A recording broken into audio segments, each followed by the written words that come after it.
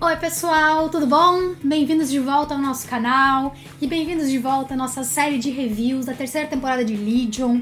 Hoje a gente tá aqui pra falar do 5º episódio dessa que é a última temporada de uma das melhores séries da última década. Sem dúvida. Antes da gente começar, não esquece de dar joinha no vídeo, de deixar aqui embaixo o que você tá achando da temporada, o que você achou do episódio, se inscrever no canal se ainda não é inscrito e acionar o sininho pra receber as notificações e nos seguir nas redes sociais, a gente tá no Face, no Insta e no Twitter. Cada episódio dessa temporada, pra mim, tá sendo como se fosse um filme diferente de cada coisa. Porque cada episódio tem um tom diferente, cada episódio tem uma estrutura diferente do outro, e cada episódio tem novas revelações e se desenvolve de uma forma completamente autocontida. Foi choque atrás de choque, atrás de choque, atrás de choque, atrás de choque, atrás de... É. Não, David, não, David, não, David, de pensar... Eu fiquei genuinamente triste, porque é muito triste ver esse personagem pro qual a gente tá acompanhando 2 temporadas, a gente tá torcendo pra dar tudo certo 2 temporadas, ver ele se tornar o que ele se tornou e não ver como ele pode ter uma redenção é muito, muito, muito triste. É. Porque apesar dele achar que ele pode consertar tudo voltando no tempo, ele não tem como desfazer as coisas que ele fez. Claro que não, ele matou as pessoas igual. Ele matou as pessoas, tudo aquilo aconteceu com ele. Mesmo que ele mude o futuro, ele como pessoa não vai mudar. Ele vai se manter o mesmo e eu acho que é isso que ele não percebe. Ele acha que ele vai simplesmente desaparecer e vai só existir o David bonzinho. Exatamente. Vai existir só a outra versão do David que não... que não teve a mente invadida pelo Farouk, que não conheceu todos eles, que não passou por tudo isso e é ledo engano, e eu acho que talvez é isso que ele vai descobrir, e que se ele não morrer no último episódio, ele vai mudar o futuro e todo mundo vai mudar, menos ele, e ele vai viver nessa existência em que só ele sabe todas as atrocidades que ele fez e que ele não tem ninguém em quem se apoiar. Eu gostei que começou com a Switch, eu acho que isso vai ter um payoff mais adiante, mas dela ser uma pessoa completamente solitária e aquelas audiobook que ela ouve sobre viagem no tempo, que o viajante no tempo é alguém que sabe o que vai acontecer no fim, sabe o que vai acontecer, que o tempo vai acabar uma hora, e ela vai ser uma pessoa solitária pro resto da vida. E como é que tu vai aproveitar o momento quando tu sabe que todas as coisas vão acabar? Muito, muito profundo isso. E vamos ver de que forma isso vai se juntar com essa história do David agora que ele também tá se tornando um viajante do tempo com ela. Mesmo que ele não tenha esse poder, mas querendo ou não, ele tá utilizando esse poder desvairadamente. Sim, não tem consequência pra ele, né? Só pra ela. E é muito uma coisa de psicopata a forma como ele pensa as coisas. De que assim, ele entra matando todo mundo naquele ônibus, naquela cena fenomenal, onde ele simplesmente sai tacando terror em todo mundo, apagando a memória do cara, lobotomizando ele, sabe? Tipo, aquela cena foi extremamente assustadora. E aí tu começa a ver assim que tipo, não adianta, por mais... Ele fica tentando te convencer, ele fica mentindo pra ele mesmo que não, vai tudo dar certo no final, eu vou conseguir arrumar tudo. E aí ninguém, nem a própria Lene, que era a maior aliada dele, consegue mais suportar esse egocentrismo dele todo. Esse narcisismo, ela diz, eu achei que eu fosse narcisista. Nossa, e ela que lutou cara, tanto pra voltar à vida depois de ficar presa na mente do Farouk, se mata bem na frente do David. A cena foi chocante demais, cara. Meu Deus do céu, eu não tava esperando aquilo, sinceramente. Como isso foi chocante. Já começou chocante com o que ele fez com o marido do Clark, sem nem pensar, sem nenhum remorso. Daí, e ele não salva ela. Ele não salva ela, não tenta salvar ela, e não porque ele respeita o fato dela ter se matado, mas sim porque ele, não, daqui a pouco eu vou arrumar e vai ficar tudo bem. Como ele fala pra Cid depois, não, a Lane vai voltar também, e ela fica tipo, o que aconteceu com a Lane, tá ligado? Tipo, ela me abandonou. Todo mundo abandona ele. Todo mundo deixa ele. A família dele deixa ele, a Lane deixa ele. A mãe dele abandonou ele por algum motivo. Deixa ele nunca consegue entender o que realmente acontece, o que realmente tá acontecendo nessa história toda. E falando em Cid, eu acho que de todas as coisas que aconteceram nesse episódio, o que aconteceu com a Cid foi a mais cruel. Nossa, foi muito punk aquilo. Foi uma reviravolta que eu não tava esperando também. E eu não entendi se o plano da Cid era desde o começo tocar no David, ou se ela tava tendo aquela ideia de boa, tava tendo aquela conversa com ele de boa, sabe? Acho que ela improvisou. Ela meio que se redescobriu no episódio passado, Sim, conversando com ela mesma. redescobriu as prioridades na vida dela, talvez, e como ela lidou com o relacionamento dela com o David de uma maneira errada e extrema. Que foi uma coisa no final da temporada passada que foi muito passado por cima, assim, e a gente acabou não dando tanta atenção. Não que a gente não tenha falado, a gente falou, mas é que com as coisas que o David fez em relação a ela foram muito piores do que aquilo que ela fez. Porque o que aconteceu foi que realmente a Melanie influenciou ela de uma forma, né? Deixou se levar pelo Farouk. E o fato o David fez coisas horríveis com aquelas pessoas, ele foi cruel, mas ele tava num desespero também tentando encontrar eles e salvar eles ao mesmo tempo, e ela acabou vendo aquilo e acabou se deixando levar. Não justifica, obviamente, em nada aquilo que o David fez com ela, mas ela pelo menos disse assim, ó, eu sei que eu fiz uma coisa errada da minha parte naquele momento. Não que isso justifique o que tu fez, mas eu sei que eu fiz aquilo ali. E aí no momento eu acho que ela improvisou ali mesmo. Porque ela não imaginava que ele ia chegar ali, né? E aí ela pegou e pá! Foi foda e a gente teve o primeiro roll credits de todas as temporadas. Primeiro roll credits. Eu não lembro se vocês tinham dito alguma vez mesmo se o nome dele era Legion. Não, nunca ficou extremamente explícito quantas personalidades estavam dentro do David. Aquilo foi a gente via poucas, sabe? A gente via 2, 3 diferentes, com umas roupas diferentes, e aí eles todos sendo um e querendo que o David esteja no comando. Eu pensei, vai dar uma de split agora, mas não, eles querem que o David esteja no comando e não eles. Muito louco aquilo. Muito louco, e eles engolfando a Cid, e o corpo da Cid virando uma coisa oca, porque a mente dela não tá mais lá. Porque ela tá presa dentro da mente do David. Tá, porque aparentemente ele tinha 3 personalidades. Aparentemente ele tinha só 3. De onde é que vieram essas outras? Nunca vamos saber, eu acho. Ou será que elas sempre existiram e elas sempre influenciaram ele? Porque tu vê, isso é uma coisa que os quadrinhos mostram bem, só que claro, nos quadrinhos as personalidades deles têm habilidades diferentes, cada habilidade... A gente fez, o Kim escreveu uma vez um vídeo pra gente que a Maria gravou, falando um pouco mais sobre as habilidades do Legion, e quando eu tava editando dava pra ver, tipo, eles realmente são fisicamente diferentes um do outro. Ali não, eles são todos iguais, mas todos eles têm personalidades diferentes dentro dele. Tipo, nenhuma igual ao David, tanto é que eles botam o David lá pra comandar, porque o David é o que consegue acalmar todas elas. E quando dá aquela troca foi uma coisa muito assustadora, assim, a forma como a Cid começa a ver o que tá acontecendo na cabeça dele e... Ai, meu Deus! E eles pegam e... A Cid tá com ele. A Cid ficou presa com ele. Ou seja, quando ele voltar, a Cid vai estar com ele ainda. E de que forma a Cid estando ali dentro... Vai mudar as coisas. Vai mudar alguma coisa. O que ela vai fazer? Sabe, será que essa Cid que tá na cabeça dele é a Cid do futuro, então? Não. Porque aquilo não ali... sei, quer dizer, não sei, não vou dizer que não. Ele tá achando que ele vai consertar tudo e vai tudo ficar bem, mas ele tá esquecendo que ele tá levando com ele alguém naquela realidade também, tem isso ainda. Sabe, que vai estar ali pra lembrar ele ou... E eu nunca entendi muito bem agora se aquele lugar é um lugar da mente dele. Aquele lugar que ela foi é a mente dele. Eu acho que é a mente dele e um lugar físico. Pode ser. Eu acho que é ambos. Mas em alguns casos é um lugar físico e... Porque a Switch não foi pra mente dele. E nem eles desceram e mataram ele na mente dele. Exatamente. Eu acho que é um lugar na mente dele e é um lugar físico. Talvez ele tenha transformado um lugar na mente dele em um lugar físico onde ele se sente seguro, ou vice-versa. Pra abrigar todas as personalidades dele. Por isso que é um lugar tão vasto, tão grande. Pode ser, faz sentido. Que mais? Teve a luta da Carrie? Carrie. Da Carrie com todas aquelas pessoas malucas lá que ele leva pra lá. As pessoas dispensáveis do David, outro alto de crueldade dele. Mas teve uma coisa interessante que a gente não falou, mas que quem atraiu ele, porque na verdade eles sabem que aquilo tá pra acontecer, eles sabem que ele pode encontrar eles a qualquer momento depois daquilo tudo. E eles decidem ir pro espaço, e no espaço o Farouk não gosta muito e avisa o David onde é que eles estão. Achando... O Farouk continua com aquela ideia estúpida dele de que ele vai conseguir parar o David. Mas ao mesmo tempo que ele faz isso, e tu vê como a Cid não se impressiona, né? Ele não gostou do nosso plano, faz sentido. Tipo, mesmo ele fazendo tudo isso, tu sabe que ele tá sendo sincero nas coisas que ele fala. Porque ele não mentiu pra ninguém. Ele não mentiu pra eles, ele não disse, eu não vou falar pra ele que vocês estão aqui. Ele chamou o David e disse, tu é um deus, tu tem que fazer esses caras pagar pelo que eles fizeram. E aí quando o David vem e diz, não, mas tu me odeia, não sei o que, não, eu nunca te odiei, cara, eu sempre te amei, porque... Tu é como um filho pra mim. Se eu fosse te odiar, eu ia me odiar também. Então, tipo, tu vê que ele é um vilão, ele é um cara cruel, ele é um filho da puta, mas ele não tá mentindo em nenhum momento. Não. E eu acho que ele nunca mentiu. Não, até esse episódio retrasado, tu achava que ele tava mentindo, que ele ia enganar eles, Não. que ele era um grande vilão. Não, não que ele ia enganar eles.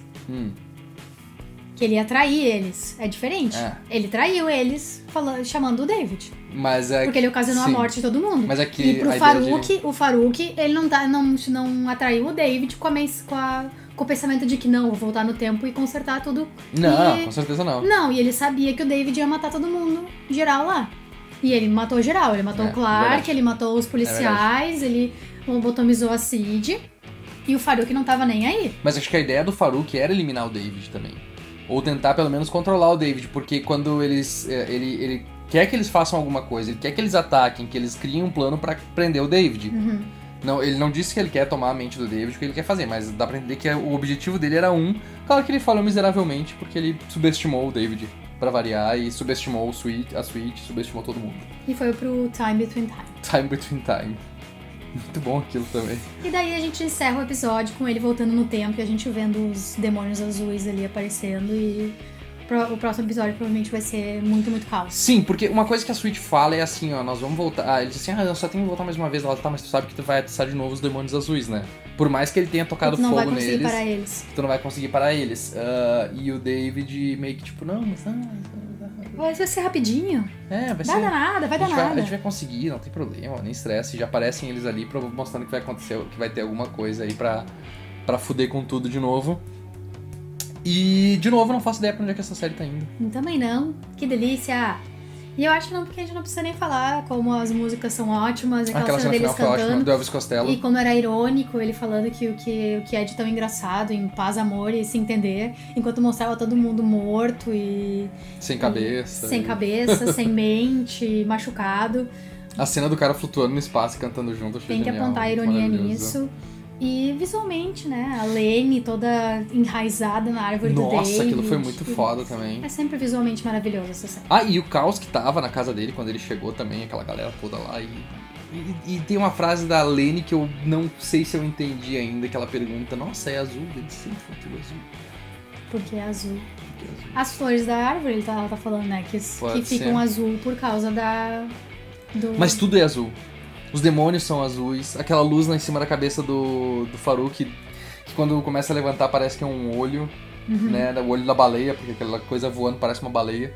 E é azul também. Tudo tem alguma ligação com azul. E o vermelho são as duas principais cores. O vermelho da... O azul é quando o David tá de boas e o vermelho é quando o David tá com raiva. Mas tem mais do que isso. Pois tem mais do que isso, mas daí... Vamos ver, porque se eles realmente estão construindo essa história desde a primeira temporada pra culminar nisso, eu acho que a gente vai visitar as outras temporadas nesses próximos episódios. Temos mais 3 ainda. Mais 3 ainda, tem bastante coisa pra acontecer ainda, tanto é que quando... Nossa, eu tava torcendo muito pra Carrie matar ele. Muito, muito, mas eu sabia que não ia acontecer. Porque faltava 3 episódios ainda. Mas aquela cena foi muito foda. Ela pedindo me mata. E as personalidades tomando conta. E... Eu queria mais... Eu gosto de Lydia. Eu gosto que Lydia conseguiu contar sua história. Tá conseguindo contar sua história em 3 temporadas. Eu queria muito que eles aproveitassem ele de alguma forma no universo Marvel. Porque... Eu não quero que eles desperdicem o talento do Noah Hawley nessa história...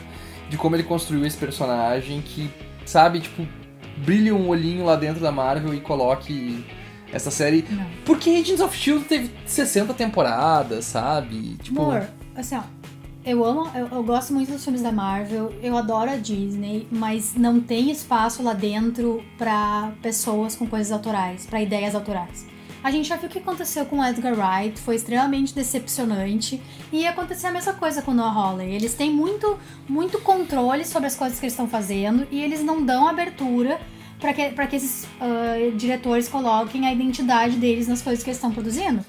Mais ou menos. Talvez o Taika Waititi, entende? Thor Ragnarok. É que assim, eu não lembro de quem é que é o vídeo que eu tava assistindo esses dias, mas eu vi um vídeo de alguém no YouTube falando sobre essa questão dos... um vídeo brasileiro, inclusive, falando sobre diretores autorais. E eu tenho que concordar com ele alguns pontos. A diferença do Edgar Wright pra história foi que, tipo assim, ele já tinha um roteiro pronto e ele não queria se adaptar ao roteiro que a Marvel queria que ele se adaptasse. Eles acabaram divergindo e tal. Só que os novos diretores que estão entrando, eles estão tendo oportunidade de imprimir o seu estilo estético, principalmente, e alguma coisa narrativa, no caso do Taika Waititi. Taika Waititi, quem? Eu tenho que lembrar agora, mas os diretores de Homem-Aranha De Volta Pra Casa. Ah, não é só da Disney daí, não é só a Marvel que tá envolvida nisso. Mas nesse caso a Marvel produziu o Spider-Man Homecoming. E ele citou mais alguns exemplos agora que eu não vou lembrar de cabeça, mas que conseguiram imprimir um pouco mais do seu estilo, porque eles estão trazendo mais diretores independentes pra comandar, porque eles sabem da criatividade que os caras têm pra fazer isso, que os próprios irmãos Russo, querendo ou não, tipo, os filmes deles são mais... vamos dizer assim, eles são formulaicos. Eles podem ser formulaicos, mas o estilo deles de como construir a comédia, construir a tensão e construir a ação é dos próprios russos. É um estilo que eles mesmos desenvolveram ao longo dos anos, fazendo Arrested Development, fazendo algumas séries de ação, algumas coisas que eram pequenas e que eles conseguiram imprimir e colocar no filme da Marvel.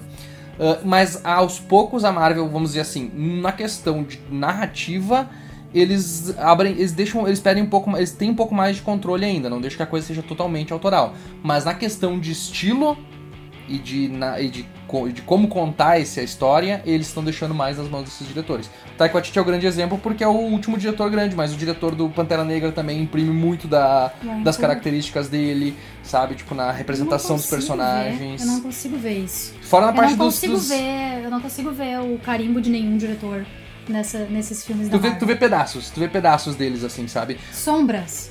No do Taika Waititi não, no caso, que daí ele consegue botar bastante, assim, que é aquela coisa anos Taika 70, Waititi, humor, o principal sabe? do Thor Ragnarok e do Taika Waititi, apesar de eu não ter achado a comédia muito boa, é que é uma comédia extremamente Taika Waititi e What We Do in the Shadows e esse humor neozelandês que a gente viu das outras coisas que ele fez. Uhum. O timing é esse.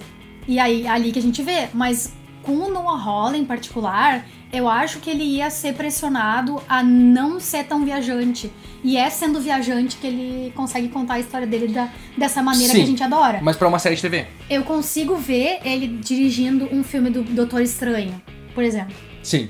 Mas eu não acho que eles dariam a abertura pra ele fazer o filme do Doutor Estranho do jeito que ele quisesse. Eu não quero ter as minhas expectativas de Noah Hawley vai dirigir então o filme do Doutor Estranho. Pra 4 meses depois ele ser demitido por diferenças criativas, que nem aconteceu com Edgar Wright, que nem aconteceu com o Phil Lord, Chris Miller, com o Solo, que também era da Disney.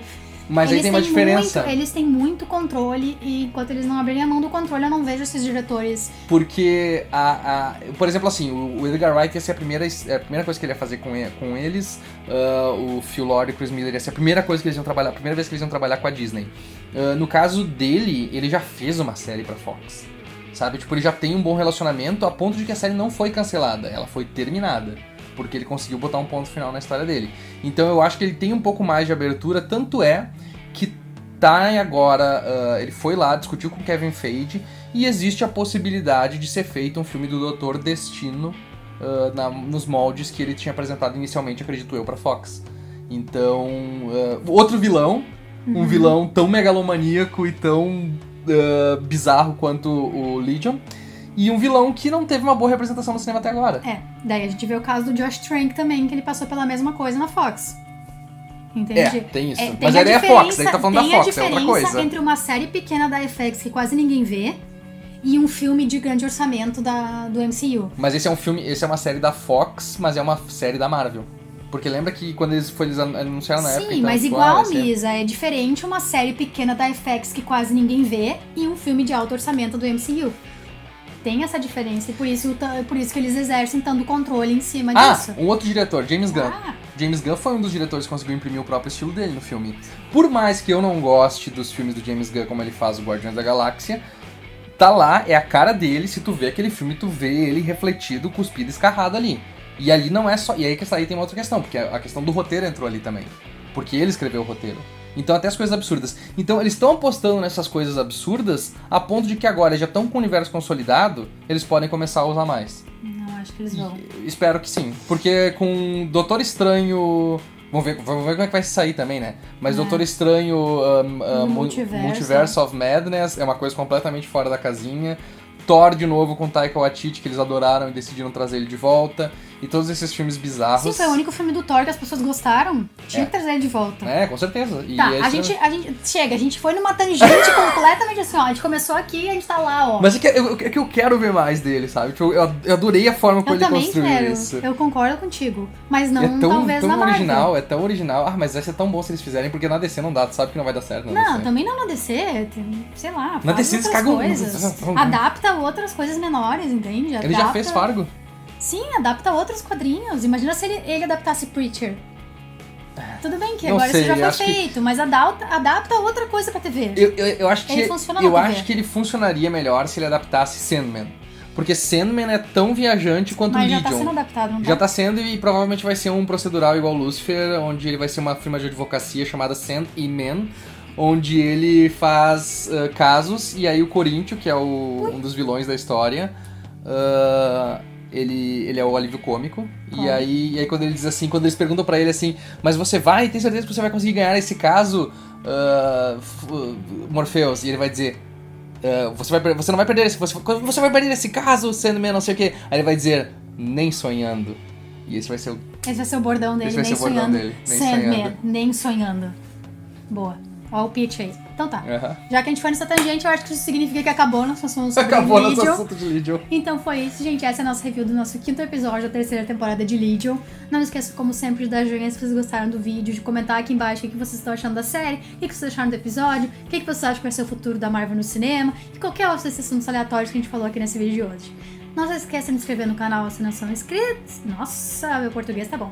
Vai. Se inscrevam no canal se não são inscritos e acionem o sininho para receber as notificações. Nós ainda vamos fazer review dos próximos episódios de Legion. E nos sigam nas redes sociais, nós temos grupo fechado e página no Facebook. E nós temos perfis pessoais e do canal no Instagram e no Twitter, tá bom? Até a próxima!